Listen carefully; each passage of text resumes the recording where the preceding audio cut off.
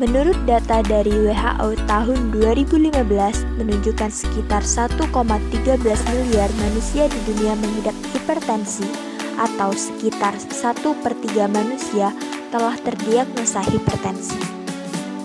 Angka pengidap hipertensi terus mengalami kenaikan setiap tahunnya.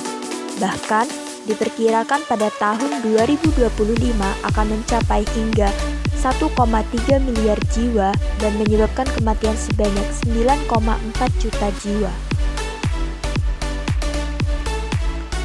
Hingga saat ini, hipertensi menjadi penyebab kematian terbesar di Indonesia.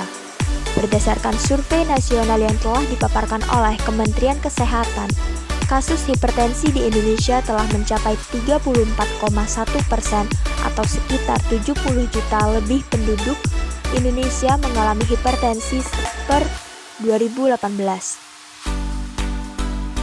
Dalam hal ini, pengidap hipertensi didominasi oleh lansia 55 tahun ke atas, yakni sekitar 55,2%, sedangkan 31,6% terdiri dari usia 31 hingga 44 tahun, dan sisanya sebesar 45,3% adalah berusia 44 hingga 54 tahun. Dari prevalensi kasus hipertensi di Indonesia sebesar 34,1%, hanya sekitar 8,8% saja penyakit hipertensi yang terdeteksi. Maka dari itu, tak heran jika hipertensi dianggap sebagai the silent killer karena gejalanya tidak terdeteksi.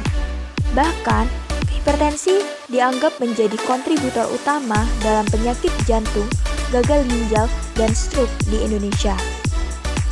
Penyakit hipertensi dapat dicegah dengan perilaku hidup sehat.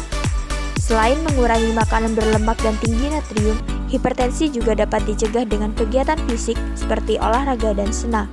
Berangkat dari permasalahan tersebut, kelompok kami melakukan sosialisasi pencegahan hipertensi terhadap lansia. Secara praktikal, kelompok kami juga mengadakan senam bersama lansia untuk cegah hipertensi dan stroke.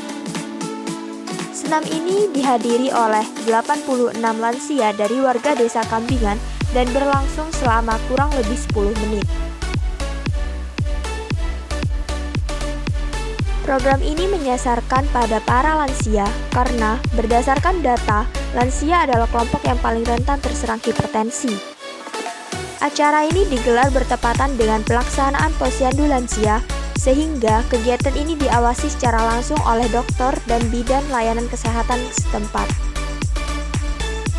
Dengan pelaksanaan program ini, kelompok kami telah berkontribusi dalam membantu pemerintah mencapai program Sustainable Development Goals poin ketiga, yang dimana menjamin kehidupan yang sehat dan meningkatkan kesejahteraan untuk seluruh masyarakat dari berbagai usia.